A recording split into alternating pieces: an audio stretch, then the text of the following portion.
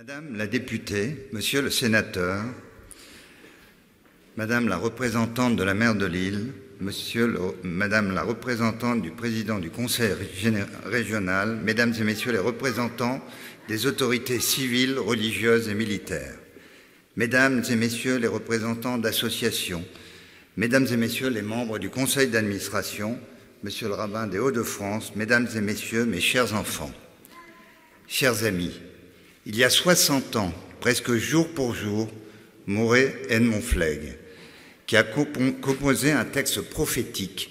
« Pourquoi je suis juif ?» Il clame « Je suis juif parce qu'en tout lieu où pleure une souffrance, le juif pleure.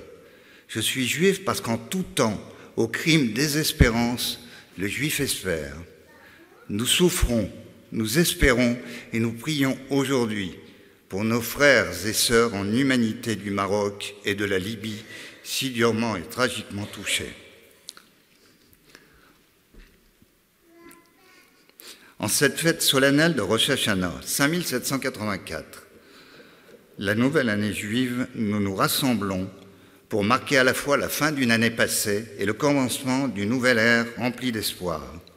Aujourd'hui, nous nous retrouvons pour célébrer notre foi, notre histoire et notre communauté, mais aussi pour réfléchir sur l'actualité qui façonne notre société, en France et dans le monde. En ce moment où nous nous tenons tous ensemble, nous sommes conscients que nous ne formons pas seulement une communauté juive, nous sommes chacun d'entre nous un morceau de faïence dans cette grande mosaïque du monde. Des juifs, des musulmans, des chrétiens, des laïcs, traditionnels, orthodoxes, de toute confession, de toute opinion et mode de vie possible. En effet, nous sommes tous des citoyens de France, avec ses joies, ses défis et surtout ses responsabilités.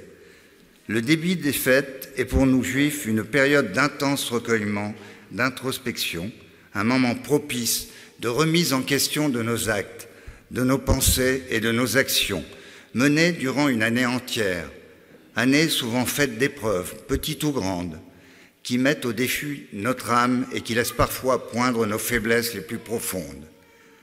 Ce périlleux examen de conscience, mené à titre personnel, peut également trouver écho et prolongement à une communauté religieuse telle que la nôtre. Osons ensemble aborder ces quelques questions fondamentales. Quels actes, quels messages, quelles idées a-t-on posées durant l'année écoulée? Et finalement, quel est tout simplement notre bilan? Pour mener à bien ce travail de conscience, il faut accepter d'énoncer ses victoires et bonheurs, mais également ne pas faire fi de ses faiblesses et manquements. Aujourd'hui, nous avons besoin de ce recul pour comprendre les enjeux du futur, les nôtres et ceux de notre société. L'homme ayant été créé homme et non pas Dieu, il est soumis à toutes les trébuches, mais non pécheur par nature. Le judaïsme affirme que le monde a été créé sans que cette œuvre ne soit terminée, afin que l'homme le conduise vers l'ère messianique. Cette évolution nécessite de génération en génération une mutation d'identité positive. Une année transforme un homme. À Rosh Hashanah, les compteurs sont remis à zéro. Chacun devient un homme neuf. Et à partir de ce jour, les mérites antérieurs ne comptent plus. Aucun privilège ni aucune complaisance relative aux bonnes actions passées ne viendront atténuer les éventuelles erreurs futures. D'un bout à l'autre, l'année 5783 a traversé par de nombreux bouleversements, qu'ils soient politiques, sociaux, économiques, géopolitiques ou environnementaux. Nous avons vécu une actualité marquée par des moments difficiles dans notre pays. Montée des radicalités politiques, contestation populaire, rejet du pouvoir en place. À cela, nous pouvons ajouter des restrictions et l'inflation qui a de nombreuses conséquences pour les ménages. La hausse des prix pèse sur leur pouvoir d'achat. Ça ne touche plus seulement les foyers modestes, mais elle impacte de manière hétérogène toute la population. De plus en plus jeunes sont victimes de harcèlement dans nos établissements scolaires. Dernièrement, nous avons vécu des nuits d'horreur, d'une grande agressivité. Lille et sa métropole a été le théâtre de violences, des magasins pillés, saccagés, des bâtiments publics dans la mairie de Mont-Saint-Barreul a été incendiée.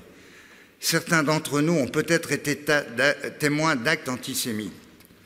Remettre en question le droit d'une communauté à l'autodétermination n'est pas de la diplomatie légitime, c'est de l'antisémitisme.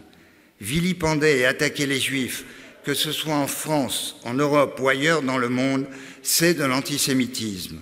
L'antisémitisme est une honte sous toutes ses formes. Cela nous rappelle la lutte contre la haine et l'intolérance est un combat collectif qui ne peut être gagné que par la solidarité et l'éducation. Nous devons rester vigilants, sensibiliser notre entourage et travailler main dans la main avec les autorités pour éradiquer cette forme de discrimination insidieuse. En cette occasion, avec vous, je veux saluer ces femmes, ces hommes en uniforme ou en civil qui se sont engagés pour nous protéger et sécuriser nos lieux de culte tout au long de l'année, nous permettant de nous réunir en toute sécurité. Ils assurent l'ordre public et garantissent la sécurité de nos institutions, sans distinction de race, de sexe ou de religion.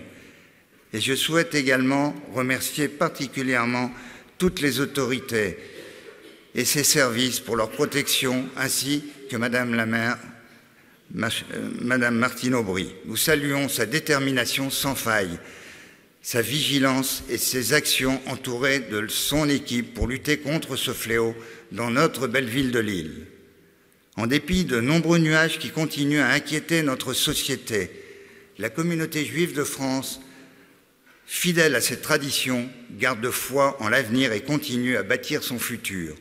Chaque crise, chaque coup dur nous force à chercher au plus profond de nous-mêmes et à nous réinventer. L'histoire nous l'a démontré à de multiples reprises. Nous conservons toujours cette capacité à être porteurs d'espérance et à nous réinventer où que nous soyons, comme nous l'avons toujours fait. Se souvenir, c'est défendre les acquis laissés par nos prédécesseurs en héritage et reconquérir ce qui a été détruit par les idées fausses. C'est une paix à construire, une nouvelle citoyenneté à bâtir. Elle sera le fruit de nos efforts, de notre énergie, de notre détermination à tous. La paix et le dialogue entre toutes les confessions religieuses et toutes les familles spirituelles. Dieu a créé tous les êtres humains égaux en droit, en devoir et en dignité, et les a appelés à coexister comme des frères entre eux. Ce n'était pas un simple acte diplomatique, mais une réflexion faite dans le dialogue et fondée sur des engagements communs. À vrai dire, la France n'est pas un pays antisémite. La France, c'est d'abord celle qui a dit non à l'occupation et non aux lois de Vichy, non à l'étoile jaune et aux déportations, non aux rafles et aux fusillades, non au silence et à la passivité végétative, non à la défaite et à l'humiliation des têtes baissées sous les bras levés et non à la mort en vert de gris qui défilait sur les Champs-Élysées. Nous sommes les héritiers de cette France-là, celle née dans la révolte, l'indignation et la résistance, celle capable de dire non à l'inacceptable. La France, ce n'est pas seulement une nation et des frontières, c'est une doctrine, un esprit, une âme. Et cette âme-là n'est pas antisémite. La France, c'est aussi Robert Badinter et Simone Veil. C'est le Code civil qui garantit aux Juifs l'égalité et la citoyenneté française. Quel sens y a-t-il à aimer la France qui n'aime pas sa liberté et la liberté de ses citoyens, l'égalité et la fraternité de tous? Peut-on accepter aujourd'hui, en 2023, des milliers de nos compatriotes aient peur d'être juifs en France? Ces questions sont très loin d'être purement théoriques, comme nous le démontrent les pourcentages du rapport du ministère de l'Intérieur et de la SPCJ en 2022, qui sont alarmants et particulièrement significatifs. 60% des actes anti-religieux sont dirigés contre des juifs, alors que nous représentons moins de 1% de la population française. Ces questions sont très loin d'être purement théoriques. Il n'existe pas de différence entre le meurtre d'un juif et le meurtre d'un non-juif. Ce sont les mêmes tueurs d'hier et ceux d'aujourd'hui, quels que soient leurs uniformes et leurs croyances, qui décident si nous sommes juifs, caricaturistes, employés ou clients d'une supérette cachère, spectateurs au Bataclan, client d'une terrasse, badaud sur la promenade des Anglais à Nice ou gay à Orlando. Dans Si c'était un homme, Primo Levi nous a prévenus. Il se peut qu'un nouveau fascisme, avec son cortège d'intolérance, d'abus et de servitude, naisse hors de notre pays et y soit importé, peut-être subrepticement et camouflé sous d'autres noms, ou qu'il se déchaîne de l'intérieur avec une violence capable de renverser toutes les barrières. Alors, les conseils de sagesse ne servent plus. Il faut trouver la force de résister.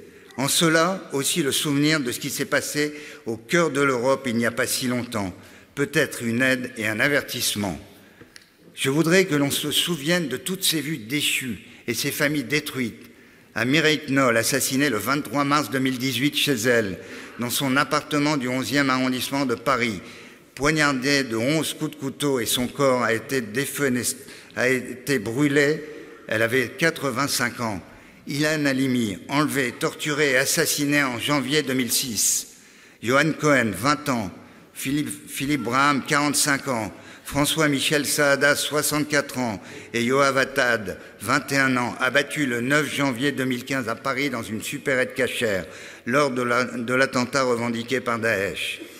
Le 19 mars 2012, à l'école Ozar HaTorah de Toulouse, ont été abattus Jonathan Sandler, 30 ans, et ses deux fils qu'il essayait de protéger du tueur, Gabriel, 3 ans, et Arié, 6 ans.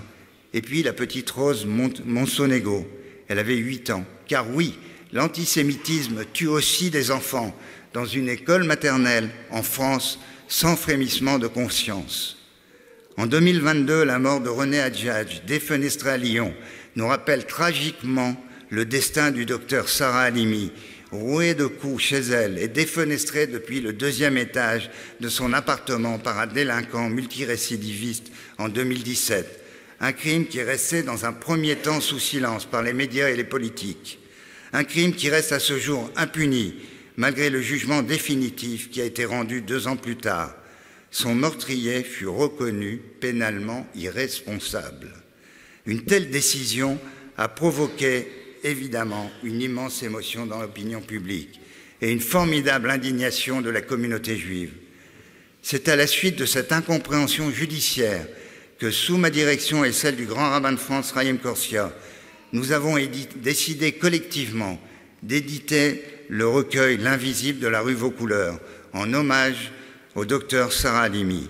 Nous avons réuni plus de 250 contributions de personnalités de toutes confessions, de tous horizons idéologiques et de sensibilités diverses, telles que Sa Sainteté le Pape, le président François Hollande, des ministres, le président du consistoire central Élie Korsia, le médecin Michel Simès ou encore l'écrivain et philosophe Bernard-Henri Lévy et tant d'autres. Finalement, la haine n'est qu'un trou nauséabond où la lumière n'arrive jamais. On ne demande à personne d'aimer particulièrement les Juifs, qui sont aussi différents entre eux que peuvent l'être les membres de n'importe quelle autre communauté. On demande de respecter les hommes et la vie, tout simplement. Ceux qui en sont incapables, la loi exige qu'ils taisent leur haine. L'antisémitisme est un délit, ce n'est pas une opinion, c'est un venin. Protéger le monde qui nous entoure et nous contient, c'est prendre soin de nous-mêmes. Mes chers amis, ce n'est un secret pour personne, nous sommes engagés dans un débat passionné et douloureux. Pourtant, malgré les défis, je garde espoir, nous gardons espoir. L'espoir est ce qui nous guide dans les moments difficiles, et c'est cela qui nous permet de croire en un avenir meilleur, plus harmonieux et plus respectueux. De plus, comme je le dis souvent, les actions individuelles sont tout aussi importantes que le collectif, voire même plus, car elles nous impliquent personnellement, selon nos valeurs, et c'est important d'agir en cohérence avec ses convictions et d'être proactif, sans attendre que d'autres le fassent à notre place. Très sincèrement, je reste intimement persuadé qu'elle est indispensable, car elle responsabilise chacun et fait prendre conscience de son impact et de son rôle dans la toile du monde. Plus que cela, je pense qu'elle est efficace, car elle permet de donner l'impulsion à des changements à un niveau plus haut. Elle donne aussi un point de départ, des points de repère pour agir avec ce que l'on peut maîtriser à notre niveau et surtout des clés pour agir au quotidien. Aussi, elle permet d'engager des personnes qui ne l'auraient peut-être pas fait autrement. Selon moi, c'est important que chacun réalise qu'il a son mot à dire et qu'il peut faire avancer la société avec des petites actions. Cela étant dit, l'action collective est aussi indispensable parce que c'est important de ne pas considérer que tout repose sur des individus pour faire avancer les choses. Et surtout parce qu'elle a également une force de frappe plus grande et va impulser des changements à un niveau plus en profondeur, au niveau sociétal. On oublie souvent de mentionner l'intérêt d'un engagement au sein du collectif. Se rassembler permet de se sentir moins isolé et de se motiver. En cette nouvelle année juive, réaffirmons notre détermination à construire un monde où chacun sera traité avec dignité et respect, quelles que soient ses origines, sa religion ou sa culture. En tant que nation, nous devons trouver le moyen de nous parler, quel que soit le temps que cela prendra. Les questions liées à la fraternité et à l'amitié sociale ont toujours été mes préoccupations. Ces dernières années, nous les avons évoquées à plusieurs reprises et en divers endroits. Cette année particulièrement, j'ai eu l'opportunité de représenter notre communauté juive de Lille et de passer notre message au-delà des frontières. En mars dernier, lors d'Iftar, nous avons partagé avec notre rabbin Élie Dahan et les membres du conseil d'administration et la communauté musulmane venant des 4 coins du monde un dîner afin de rompre le jeûne lors du Ramadan à Bruxelles. La cérémonie a rassemblé de nombreux diplomates, ambassadeurs, hauts fonctionnaires de l'Union européenne, parlementaires, européens et surtout des membres des communautés juives, musulmanes et chrétiennes d'Europe. Nous avons débuté la soirée avec une conférence à 4 voix, en modérateur, Madame Vera Jourova, vice-présidente de la Commission européenne. Un débat riche en échanges avec les accords d'Abraham, ce traité de paix historique signé il y a tout juste 3 ans, qui a permis de normaliser les relations entre Israël, les Émirats arabes unis, le Bahreïn et le Maroc. Cet accord de paix scelle des engagements de coopération économique, de sécurité et de culture entre les pays. Souhaitons que d'autres pays suivent votre exemple à l'avenir. Puis, lors du voyage caritatif au Nigeria avec mon épouse Jacqueline, nous avons été à la rencontre d'un peuple d'une grande richesse. Nous avons partagé des moments qui resteront gravés et nous avons rencontré des personnes extraordinaires qui donnent leur vie au service des autres. Et enfin, j'ai eu l'honneur de rencontrer Sa Sainteté le Pape François lors d'une audience privée au Vatican. Durant ces quelques minutes d'une rencontre hors du temps, il a eu une écoute attentive à nos préoccupations et nous transmet ses vœux de solidarité, de tolérance et de respect, un message de paix sur l'importance des valeurs universelles. Nos sociétés évolutives ont tant à offrir au monde et tant à apprendre l'une de l'autre. Notre lien peut parfois être mis à l'épreuve, mais il est absolument indéfectible. L'espoir est une vertu active qui exige beaucoup de courage. L'espoir, c'est la conviction qu'ensemble, nous pouvons rendre le monde meilleur, que nous pouvons surmonter tous les revers et guérir les fractures de ce monde. Notre espoir commun, celui de pouvoir guérir notre monde fracturé en tant qu'alliés et amis les plus proches. En tant que citoyens de la République, engageons-nous à œuvrer pour une meilleure compréhension mutuelle, une communion entre les peuples et le respect des différences qui font la richesse de notre nation. La force de notre pays réside dans la richesse que constitue sa diversité culturelle et convictionnelle. À l'aube de cette nouvelle année, faisons tous collectivement le choix de la confiance en l'Éternel et de l'espérance en l'homme. Continuons de prendre part aux défis et aux enjeux du monde qui nous entoure, en étant toujours les garants de l'ouverture et de la bienveillance. Que cette nouvelle année juive soit marquée par une meilleure compréhension entre les communautés, par une main tendue vers ceux qui en ont besoin, par un engagement fort en faveur d'un avenir empli de tolérance et de respect. Ensemble, nous formons un lien indestructible, une chaîne d'espoir et de solidarité. Puissions-nous nous unir pour bâtir un avenir radieux pour nous-mêmes, nos enfants et pour tous ceux qui partagent notre destin sur cette terre.